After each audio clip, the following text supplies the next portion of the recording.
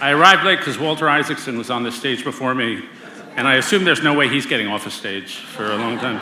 So I can actually see the fingernail marks where he tried to stay. It's great to be here in New Orleans. I've had many of my great nights here. I just ran into a young man who was in the Navy who saw me at Antoine's like 15, 20 years ago. And I was here with John McCain, and they were making a movie about John McCain's life, and he was here with a guy named Bud Day, who won the Medal of Honor, who was in the Hanoi Hilton with McCain. And they were bickering like two old ladies throughout the whole trip. And McCain took me to the casino in town here, and he taught me how to shoot craps. And I won $450, which was awesome, except for McCain has no patience. So when there was a line at the cashier's desk, he said, "Let's get the hell out of here." And I walked out with my chips, and I lost all my money. So then we go to Antoine's, and you know these meals. There was like 17 courses. We probably had 45,000 calories, probably 682 liters of different kinds of booze. And then they poured this trick coffee with brandy in it that is set on fire and poured on the table. And so we've had this drunken, stuffed meal, and they put the burning coffee in my hands, and I say to the waiter, "Is it decaf?"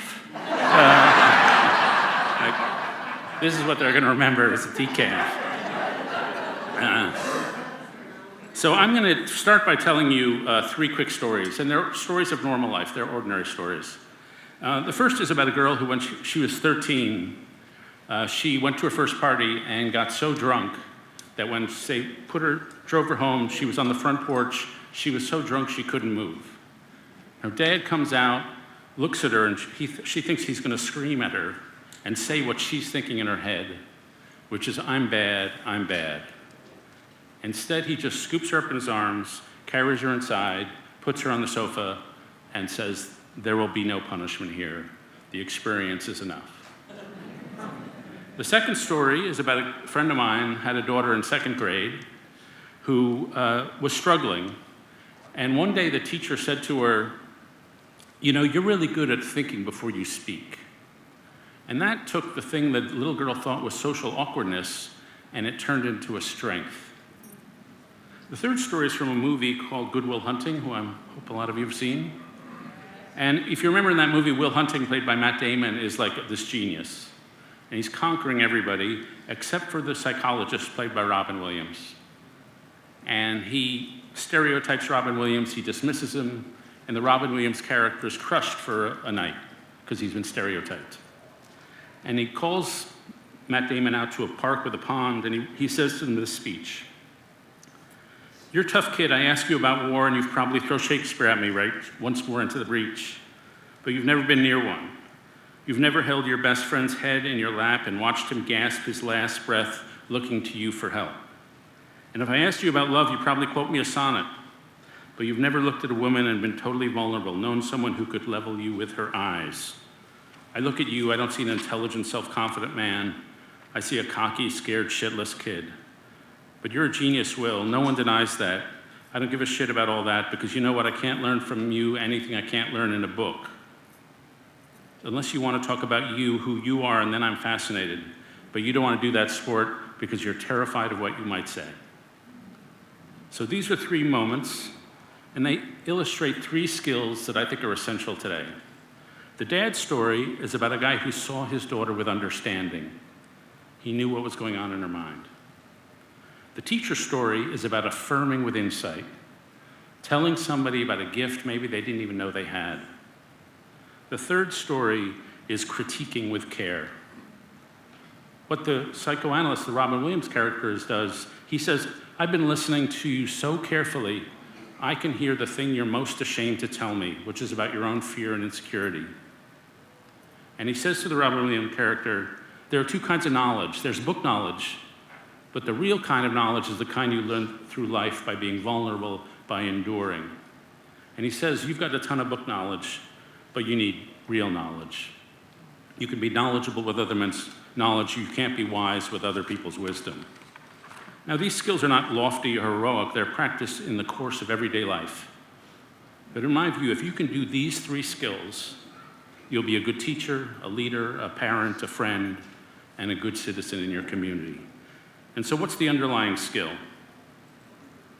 The underlying skill is the ability to see others deeply and to be deeply seen yourself. And I've come to believe that the essential skill for a healthy organization, family, nation, or world is this skill of making people feel seen, respected, heard, and understood. And some people are fantastic at this. Maybe you've run somebody on a plane or in a bar. Somebody who just was interested in what you say, and you leave the conversation just having had a great conversation, thinking, that lady was a pretty good listener.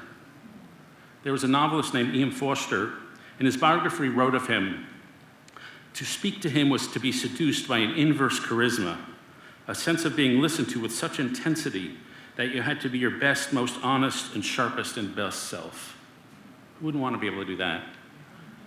Winston Churchill's mom sat next to the British statesman William Gladstone at dinner, and she felt she was sitting next to the most clever person in England.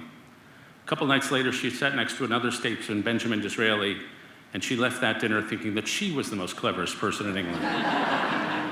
It's better to be Disraeli than Gladstone. And if it's beautiful to see others, it's even more beautiful to be the one seen. I tell this story of my wife, who's here, I won't embarrass her. I was looking at some boring book one day, just reading in our house, and she was standing on the front door, and the door was open behind her, and the light was coming in from behind her, and she was staring absentmindedly at an orchid that we kept on a table by the door. And I paused from my book, and I said to myself, I really know her. I know her through and through. And if you had asked me what I knew about her at that instant, it wasn't her personality traits or biographical facts.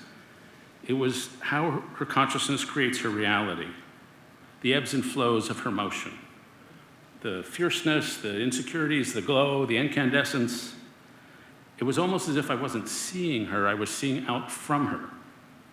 And it was just a glorious, fun, terrific moment. And so these episodes of seeing others and feeling like that person really saw me, and also being the seer, these are nourishment. They create our psychological and emotional and moral health to have these moments in our lives. So I ask you, how good are you at this? And I don't know a lot of you, but I can tell you from scientific research, you're not as good as you think you are. Because none of us are. There's a guy in Texas who does research on this, and he calculates, so when people are talking to each other and they think they're accurately understanding what the other person is experiencing, they're right about 22% of the time. If it's close family and friends, you go up to 35%. A lot of people are 0%, and they think they're 100%, by the way. And so we're just not that good. And it's because we don't teach this skill. We live in a very diverse society, and our social skills are not adequate to the society we live in. And so we often make each other feel unseen and stereotyped.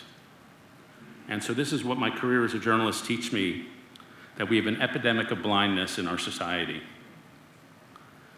It's black people feeling their daily experiences not understood by whites, rural people not feeling seen by coastal elites, depressed young people not feeling seen by anybody, Republicans and Democrats looking at each other with blind incomprehension, husbands and wives in bad marriages realizing the person who knows them best has no clue. And this is part of the hurt that we have in this society.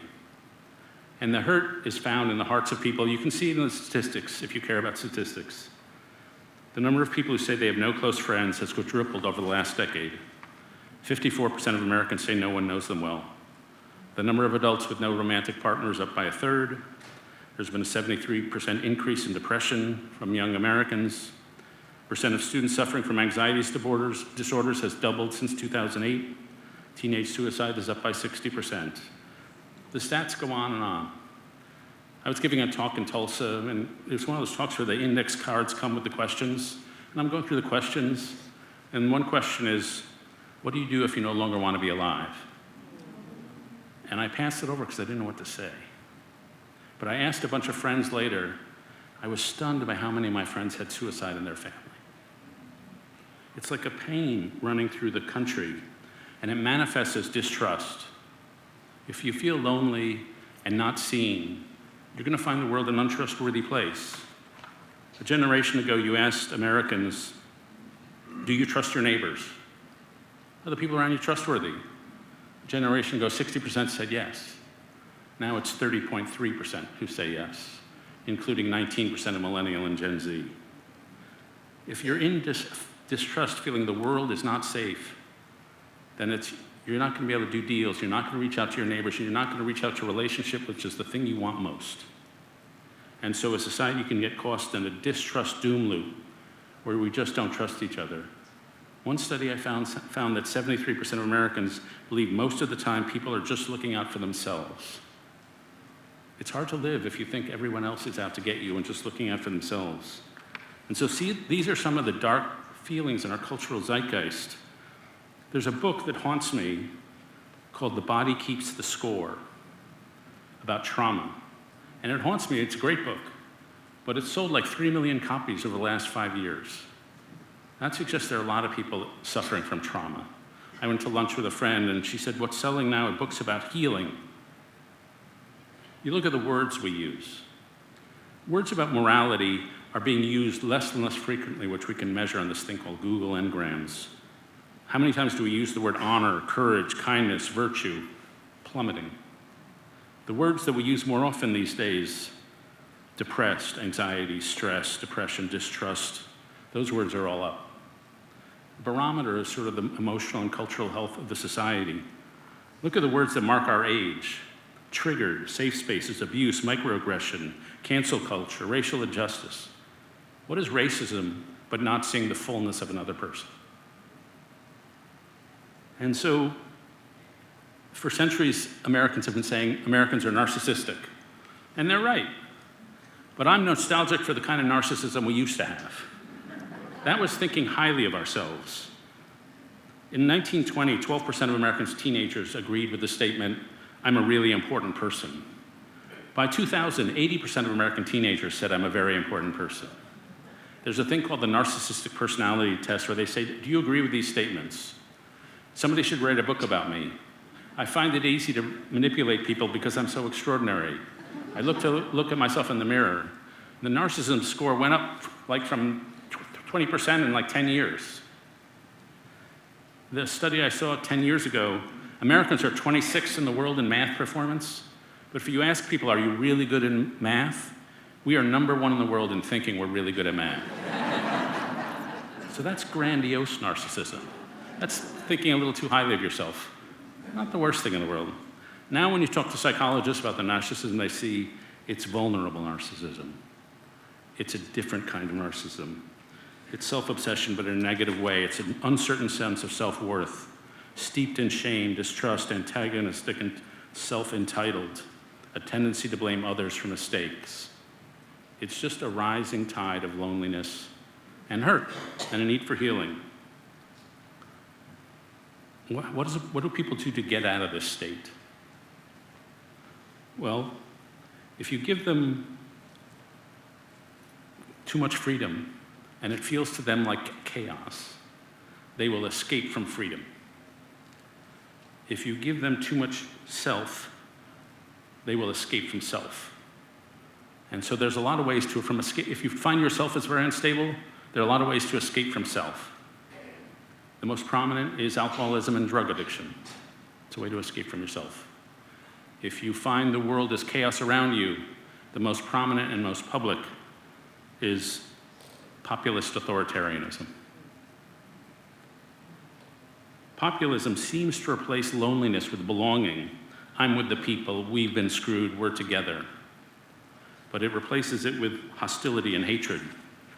Authoritarian populism, and I'm talking about in this country, I'm talking about in China, I'm talking about in Russia, and around the world.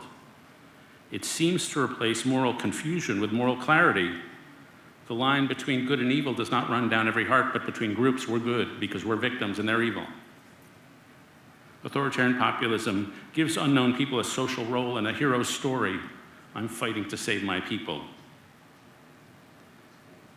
As Peggy Noonan, my colleague, put it, people today are proud of their bitterness now.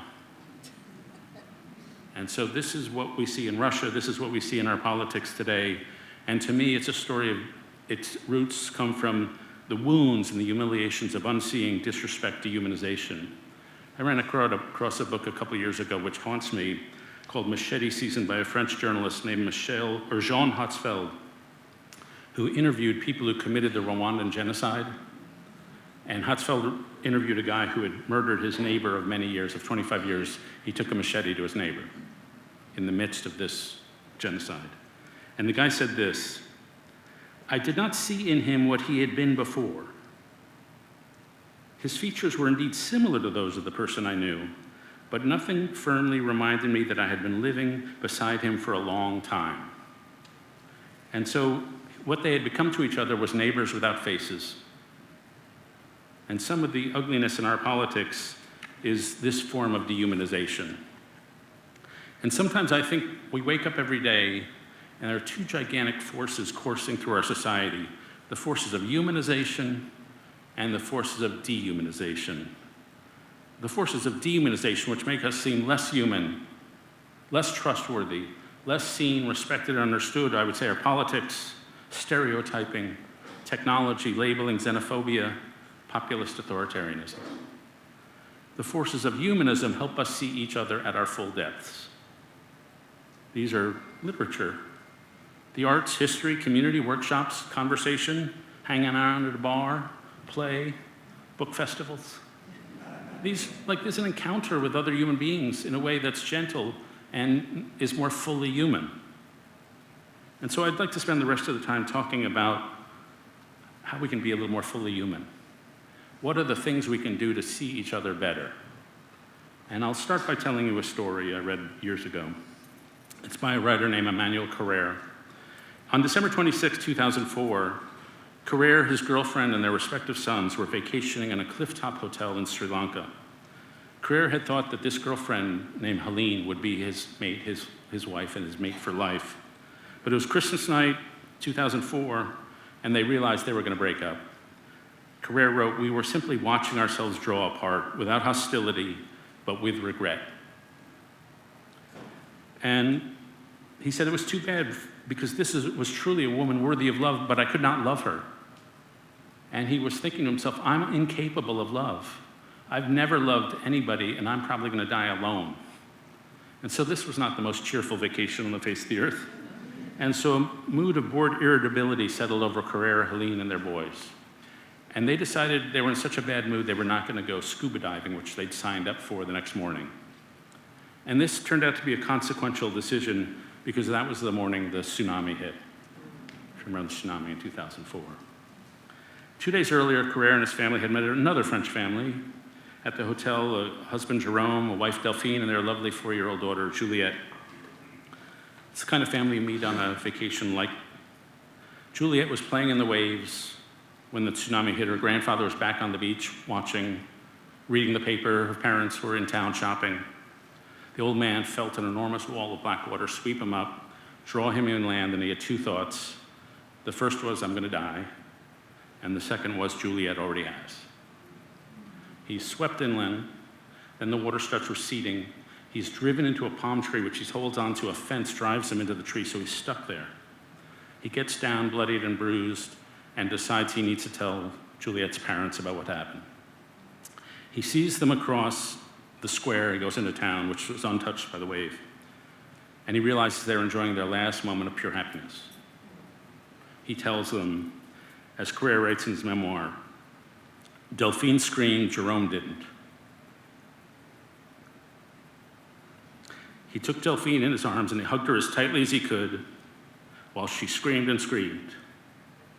And from then on, he had only one objective. I could no longer do anything for my daughter, so I will save my wife. So the task now is to cope with the devastation. Carrère and his family and Delphine and Jerome are together for the next couple weeks. Nobody's getting off the island. And they eat together. They search the hospitals for Juliette's body together. Carrère is looking at Delphine absorb the blow. She's no longer crying and screaming after a few days. She just stares into space. And he watches her eat rice with her hand shaking. Helene, Carrère's girlfriend, has leapt into action. She's one of these people who responds to crisis. She's everywhere at once, offering practical and emotional help to the survivors, doing the insurance form travel arrangement. Carrère sees himself as rather insipid and pathetic. He can't leap into action the way she can.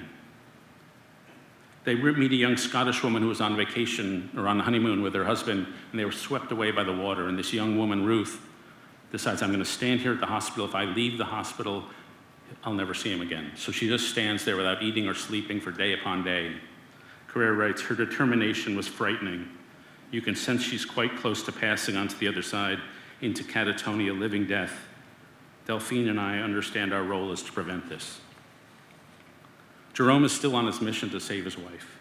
At meals, he tries to bear everyone. He's loud. He tells jokes. He pours drinks. So the dinners are strangely rowdy. Carrere watches him watching Delphine. Carrere writes, at the same time, out of the corner of his eye, he kept watch over Delphine. And I remember thinking, there it is, real love, a man who truly loves his wife. There is nothing more beautiful. But Delphine remains silent, absent, horribly calm. Ruth finally calls her family in Scotland, finds out that her husband has survived. Delphine enwraps her and they weep together. And over the course of the weeks, Carrere has a change of heart. He realizes Helene, this woman, is the love of his life, that he's deeply in love with her. And he says, I tell myself that this long life with her must happen. If I need to succeed at one thing before I die, it's this: have this long life together. And Helene, when she looks back on that period, those weeks in Sri Lanka, she thinks of Carrere and says, that's when we were really together. So why do I tell you this story? First, it's a story about solidarity. It's a story about human beings banding together in a time of tragedy. Second, it's a story of responsibility. Everybody knows their role. For Jerome, it's to save his wife. For Helene, it's to solve everybody's problems. But the most important reason I tell you this story is because each person in it experienced the tsunami in their own way. Each person had their own construction of reality based on their own role and what had happened to them and how it affected them. And what we see in Carrere's consciousness is even more important. We see a man change from someone who was incapable of love to just a few weeks later someone who's capable in love, and in fact he marries Helene and they have a daughter of their own. And so what happened to Carrere? We wouldn't say it was a change of mind, but we would say it's an opening of the heart. And often this happens to us over decades, that our heart changes, our consciousness changes, but in time of tragedy it happens all at once. And so to me, watching somebody build and hold consciousness and then see it change so quickly is an important point about what a human is. If we're going to try to be humanists, we got to know what a person is. And one of the lessons is the crucial arena of action in any episode is not only the wave hitting, it's how each person experienced what they experienced. Aldous Huxley has a sentence that I think is very important to me now. Experience is not what happens to you, it's what you do with what happens to you. It's how you construct your response and reaction. If anybody's read Viktor Frankl's Man's Search for Meaning, he said, I didn't choose my life. The only thing I can choose is how I respond to it. And that response is a heroic, creative response. And so if you want to see a person, you have to see how they make meaning. If you want to see a person a little, you have to experience how they're experiencing the moment. If you want to have a person trust you and see you, you have to understand at least a little how they see you. It's them and their active, creative meaning-making. And to me, this is the beautiful and essential act of humans. Things don't just happen to us. We see them in a certain way. And to illustrate how radical this is, how more radical than it seems to us, I'm going to tell you a different story, which will have no crying. This is a story of, say, you and me. We have a mutual friend who sends us an email, joint email. You've probably gotten these emails. Two people who should know each other. You never like getting those emails. It's like, I don't have time to have coffee with this person. But they sent you the email, you're doomed. You're going to have coffee with this person. So we agreed to have coffee. Get there, I'm sitting in the coffee shop first. And you walk in. And you don't want to go to every random guy in the coffee shop and say, are you David, are you David, are you David? So you're standing in the doorway of the coffee shop. and you're scanning the room. And it feels like what you're doing is you're opening your eyes, and the light from the room is zooming into your eyes. You're receiving the data. But that's not how it happens. If that was happening, there'd be too much data, you'd be completely overwhelmed. So when we're seeing, when we're looking out in the world, we're not receiving information. Your brain is saying, what was this similar to in my past? The last time I was in this situation, what happened next? It's sending out a series of predictions about what it expects to see, and then your eyes are checking to see if the predictions are correct and adjusting. So it feels like it's seeing response, it's actually prediction correction. Now, so scientists devise experiments to show how this form of seeing works. Some of you probably know the gorilla and basketball experiment. So they take a bunch of people around a circle and they say, pass a basketball. And they ask the research subjects to watch the video and count the number of passes. They say 15, and they said, that's correct. And then they said, well, did you see the gorilla? They said, what are you talking about? In the middle of the video, a guy in a gorilla suit walks in the middle, and for 8 or 10 seconds stands there, waves his hand, walks out. No one sees the gorilla, because your brain is not predicting gorilla. And then when they see the video having gorilla in their mind, they see it. My favorite version of this experiment is a student who's a researcher is asking a college student directions on campus. As they're having this conversation, 2 workmen, who are really researchers, walk between them, and the student who was asking for directions grabs the door, they're carrying a door, and walks on, and the person who was the workman with the door is suddenly standing there. So they're giving directions, and a different human being is suddenly in front of them. And they do not notice. Because you don't predict that the one person is going to turn into another person. And so we rely on our predictions to construct our reality. Scientists make fun of how we often don't see what we should see. I'm more impressed by how amazing we are at creating a world based on our predictions. If the individual words coming out of my mouth right now were in isolation without the words around me, you would not be able to understand 50% of them. But because you understand the flow of my rhythm and meaning, your brain is able to predict what each word means, and you can hear it distinctly. So we're standing in the coffee shop, you're scanning, and you're looking out, and you're creating an experience. It's a rich experience. You're saying, wow, this is a coffee shop that is trying and failing to send off a hipster vibe. This is a Washington, D.C. coffee shop where emotionally avoidant people have long career conversations. But then you see color. Now, color is not in the world. Color is in here. It's something we create as a way to construct our reality. Like you walk outside after a rainstorm, you may see a rainbow. But a rainbow has no color. It's just a bunch of light waves. You see stripes. A rainbow has no stripes. It's a continuum of light. If you're an English speaker, you probably see 7 bands. But if you're a Russian speaker, they have 2 words for light blue and dark blue, so Russians see 8-banded rainbows. Because we're creating a reality based on the concepts we have in our head. And the meaning we assign to the colors can change depending on our culture. I'm going to read you a passage from a fashion magazine in 1918. The generally accepted rule is pink is the boy's color and blue is the girl's color. The reason is that pink, being a more decided and stronger color, is more suitable for the boy, while blue, which is more delicate and dainty, is prettier for the girl. That's not how we see it anymore. But we create these things to create meaning and to create thick experiences. You walk into the coffee shop and you smell a croissant. Suddenly you remember your Paris honeymoon, the time you got drunk on the Seine and passed out. You feel great. You've coded that experience with a wonderful emotion. And that is something else you've created to create meaning in this experience. And that too is culturally influenced. Smiling, as we understand it, wasn't invented till the Middle Ages. The Greeks and the Romans didn't smile the way we do.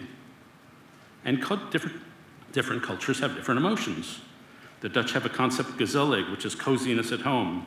The Japanese have a word I won't try to pronounce, which is arising when someone has done you a favor that you wish they hadn't done for you, but you have to thank them anyway. The Danes have a concept for, I feel embarrassed for you because you've just expressed too much emotion in public. And so we have our different emotions. And then our eyes lock, and you start walking toward me. And as you're walking, you hear a voice in your head. And your voice says, I should have checked to see if I had anything between my teeth. And this voice is the most amazing creation in nature. You have 3 pounds of meat in your head, and suddenly it produced a voice, which runs in your head. Now, some people, according to MRI research, have that voice going on all the time. That voice constant in their head. Average person has the voice going on only 23% of the time. And I tell this to my wife when she asks me what I'm thinking about. I say, nothing. It's just a nothing box up there, just nothing. The voice is different than this voice. The voice in our head can go 4,000 words a minute. It's really fast. About a quarter of people hear the sounds of other people's voices in their heads. About half the people address themselves in the second person as you. A lot of people address themselves by their names, which apparently is psychologically healthy. And so why am I telling you all this scientific brain research? It's because I want to emphasize the same thing with the career story. Right now, you're creating your reality. Right now, you're an artist, you're a creator, and we all are. Everybody is amazingly complicated at creating an experience. And so my own view of human nature is built on 3 concepts.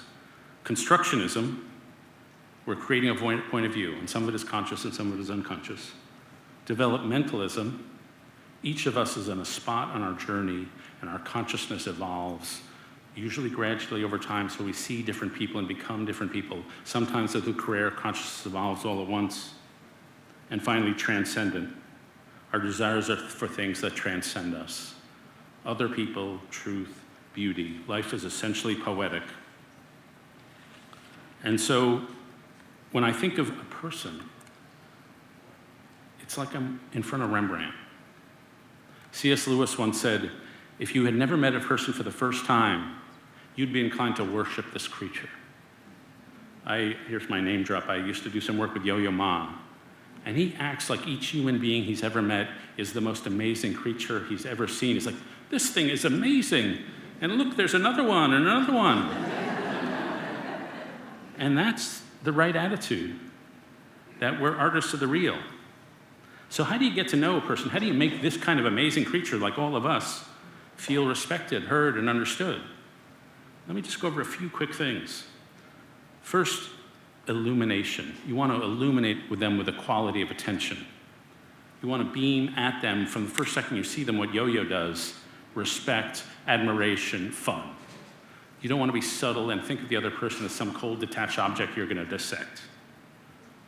And I really think it helps to, you may be religious or not religious, but if you have this concept of a soul in the person, that there's some piece inside of each of us that has no size, weight, color, or shape, but gives us infinite value and dignity.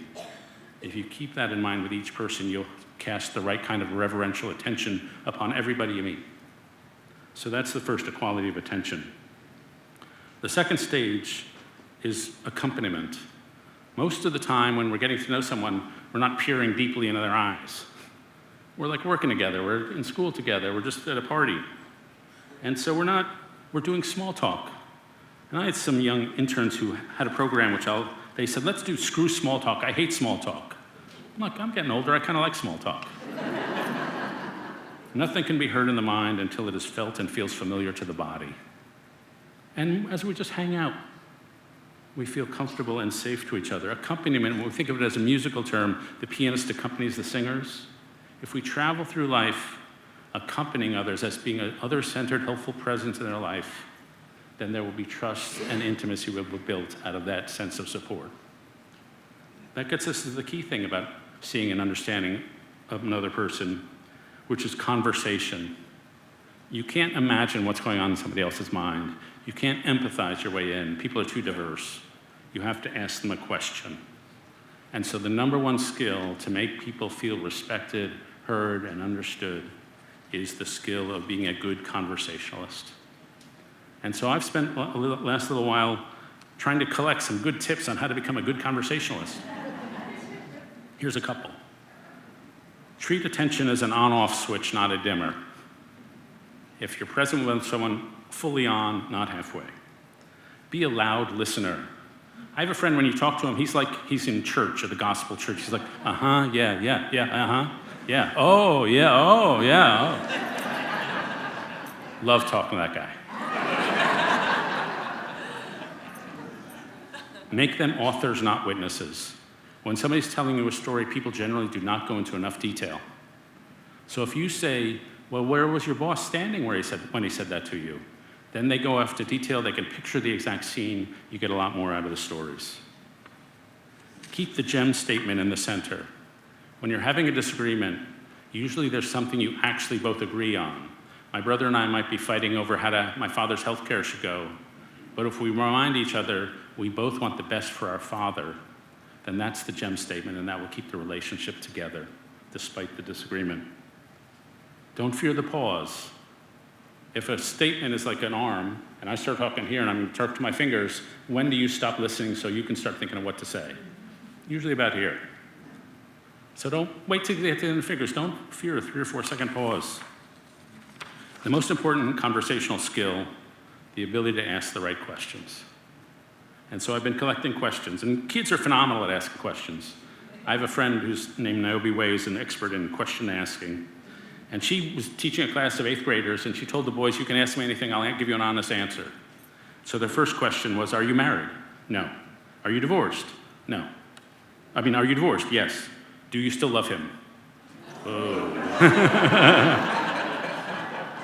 Long pause, and she said yes. Niobe Way says, when you meet a homeless person, your instinct is to ask them why they're homeless. But you show more respect by asking them about a great childhood experience. You can't help someone unless you understand them. And so, how do you ask good questions? Well, the bad questions are evaluative questions. What do you do? Where do you live? Where'd you go to college? The good questions are open-ended questions. I read about a lady who was doing a focus group, and she asked open questions, not like, why do you go to a grocery store late at night? It was rather, tell me about a time you went to the grocery store late at night. And one of the ladies in the focus group said, I'd smoked a joint, I needed a menage a trois between me, Ben, and Jerry.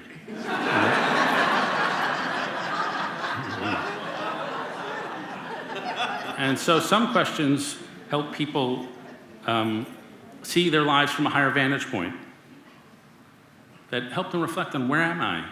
There are questions like, what would you do if you weren't afraid? Or what crossroads are you at? If we met in 5 years, what victory would we be celebrating? Peter Block, who writes about community, has good questions. What is the no or refusal you keep postponing? What have you said yes to that you no longer believe in? What forgiveness are you withholding? These are questions that, and if you have good conversations about these, you'll have good conversations and you'll really get to know each other. Some of my favorites are, how do your personality trait shape what you do? Some people are really conscientious, super organized. They're good office workers. Some people are completely neurotic. They're good poets and prophets. Each personality trait has its own style. My wife and I had a dinner where we talked about the question, the way I say it this way, my wife hates it when I put it this way, but how do the dead show up in your life? What I mean is we all have ancestors, and ancestors stretching back centuries and generations, and they influence how we are. And so when you think about that, you talk to other people about that, you really learn about the depths. So these are all these statements of thinking about career as people as full human beings. Think of them as creators of their own experience, artists. Learning how to communicate with each other about what it's like to be a human, an artist. This is what I mean by moments of humanism, moments of trust, moments of emotional nourishment. A humanist, the great maxim, is the Roman and African philosopher Terence. I think nothing human is alien to me. I just appreciate all different kinds of people. The humanist has done the background reading. She's done the novels, read the poems, the biographies and histories to have a feel for diverse minds. She has domain knowledge. What are the different personality types? What are the different cultural patterns? How do people struggle or recover from their desires and their failures and their humanations? She's generous. A humanist is generous, believes in others the way they would want to believe in themselves. And her greatest trait is humility. It's the humility which is radical honesty from a position of other-centeredness, which is saying, I'm not going to let my lens get in the way. I'm going to just step back and let you present who you actually are. And these are things that can be done in the course of daily life.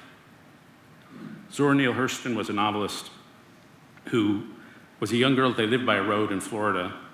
And when a wagon, this is back in the 1920s, would drive by, she as a little girl, 7 or 8-year-old girl, would walk up to the wagon and said, "Don't you want me to ride with you for a piece?" They'd lift her in the wagon, she'd pepper them with questions, they'd drag her a mile, and then she'd walk home and hitch the next wagon. Just curious about people. The novelist Zadie Smith once wrote that when she was a girl, she was always imagining what would it be like to live in the homes of her friends. Whether they were Ghanaian or Pakistani or Polish or Bengali, it was always, what would it like to live here and never leave? She just was curious about all the different families. I met a guy, Tracy Kidder, who I hope some of you know, who wrote a book called The Strength of What Remains. And he got in the mind of a guy named Deo, who's this Burundian guy who had never been on an airplane before. And he starts the book with Deo walking on an airplane which he'd never seen before. This is the largest man-made object he'd ever seen. And as Deo walks on the plane, Tracy Kidder has this in his head. What are these little white cloths draped over the back? Oh, these chairs are soft. Oh, I'm traveling, but I'm not walking. And suddenly he puts himself in the mind of a person whose life experience is radically different. It's just a wonderful act of humanism. Franklin Roosevelt, when he was president, he had a meeting with a young congressman named Lyndon Johnson in the 30s. Johnson was like 35. After the meeting, he turned to his aide and said, "That's the kind of uninhibited young crow I could have been if I hadn't gone to Harvard." In the next couple of generations, the balance of power in this country is going to shift to the South and West, and Lyndon Johnson could well be the first Southern president. Pretty good insight into another human being. And so these are not lofty, airy-fairy skills. These are just the way we show up for each other in life. And so the story I'm told you here, it starts with a moment of what I think of as cultural, political, and social pain and dysfunction. And in my business, we try to analyze this kind of pain and dysfunction. And people tell different stories, and I agree with a lot of these stories. Some people tell the social media story. Social media has made us all hate each other. Some people tell an economic story, a lot of economic chaos and disruption. Some people tell the sociological story that we bowl alone, we're no longer in community. And I agree with all these stories. But the story I've told you is what I think is the underlying deepest story, which is a spiritual and emotional and psychological story. That somehow we have, either because the world's gotten too fast or too complicated, that our social skills, our ability to relate, and our ability to be kind and moral to one another has somehow not kept up. And that to keep up so the society doesn't spin apart, or the war doesn't spin apart, requires a recommitment to the kind of humanism I'm describing. Now, some people use the word humanism as secular. I don't mean it. You can be a Christian humanist, you can be an atheist humanist. It's just seeing each other in this room and around in normal life at the full depth of our being, at the full creativity of our creation. And just being curious. Say, what's going on? And to me, that's where the solutions lie. Thanks very much.